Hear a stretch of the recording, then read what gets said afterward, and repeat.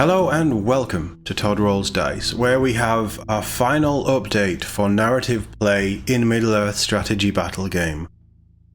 We're going to take a look at the final movie of the Hobbit trilogy, The Battle of the Five Armies.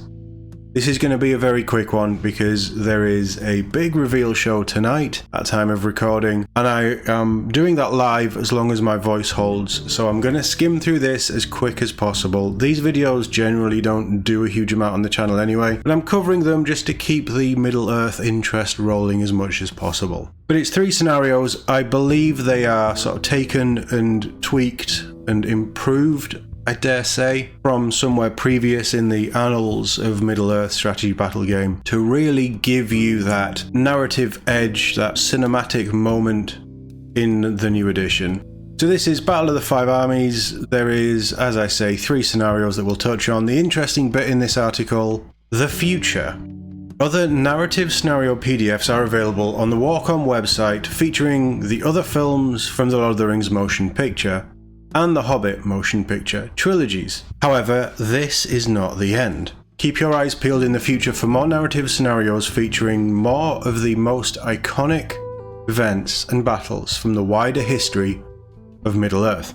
So, we're going to be getting more. It doesn't necessarily say they're going to be free PDFs. What I would love is some kind of Journal Tactica, Old World, Journal Arcana or whatever they're called. Just something to give us a little bit more in-depth for each of the films, the books, the wider events of both the second and third ages would be really cool. That would also be a way for them to release new models and potentially new rules, although I think rules for miniatures and units should always be free. The problem then is that you need loads of PDFs and it can get a bit complicated. They very much do that for the other Specialist Game Studio systems. We've got Necromunda, which frequently gets books with new stuff in. Horus Heresy 3.0 has just had a massive revamp.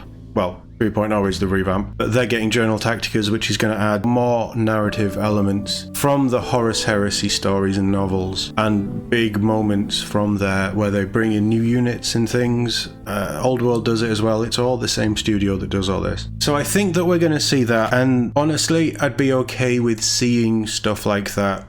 They're usually 48, 52 page books that just give you a little bit of extra. That's a way for them to make new models, which we really need to know what's coming for Middle-earth. It's not on the reveal show tonight.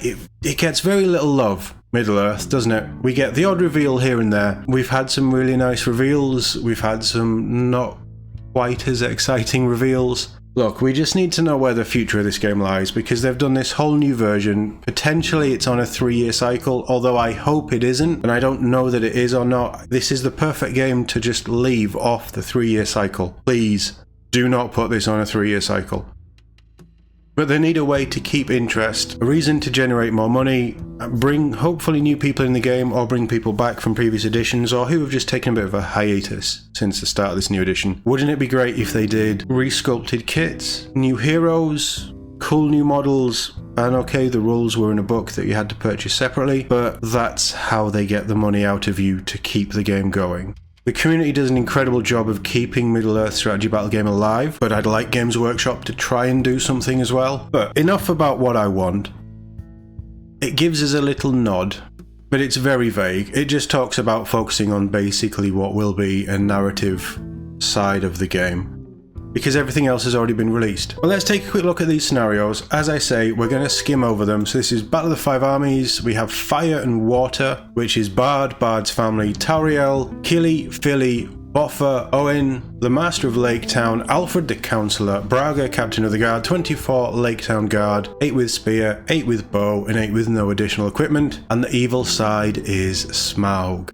That's going to be a fun scenario. If you have Smaug, you can probably proxy it for a giant dragon. I don't know how many people own the Smaug model. It's beautiful, but it's incredibly expensive, and it is a giant piece of resin. Or lots of little pieces of resin that come together to make a giant piece of resin. So while it's cool that we have a scenario like this, I'm not entirely sure how accessible it is for most of the hobby to use Games Workshop miniatures. But you can find a Smaug proxy anywhere, I guess.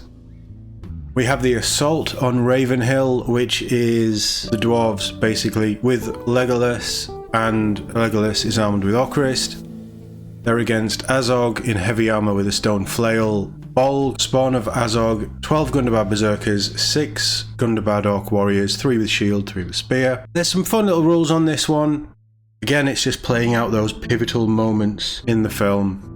I quite like this one, Ocrist, where at the start of any fight phase, before the declare heroic action step, if Legolas is within 6 inches of Thorin and Thorin is engaged in combat with an enemy hero model, Legolas can throw Ocrist to Thorin. And from that point on, Thorin carries Ocrist instead of Legolas, but it's that little cinematic moment you can recreate on the tabletop. That was cool. Also, the price of grief. If Tauriel is slain, she's there as well. Yeah, she is. I just double checked. If Tauriel is slain, Legolas immediately increases his fight value to 7 and his attacks go up to 3. So he goes berserk mode like we saw in the last series of PDFs. That's a fun little one as well. And then we have a giant battle of the 5 armies. It is a 6 foot by 4 foot board and you are basically deploying right up against it. The usual participants are here. I'm not going to go through each one. Like I say, I'm trying to save my voice, but you can see a whole host of heroes, troops, and enemy heroes and troops there as well. Huge battle. The kind of thing that this game was designed to recreate.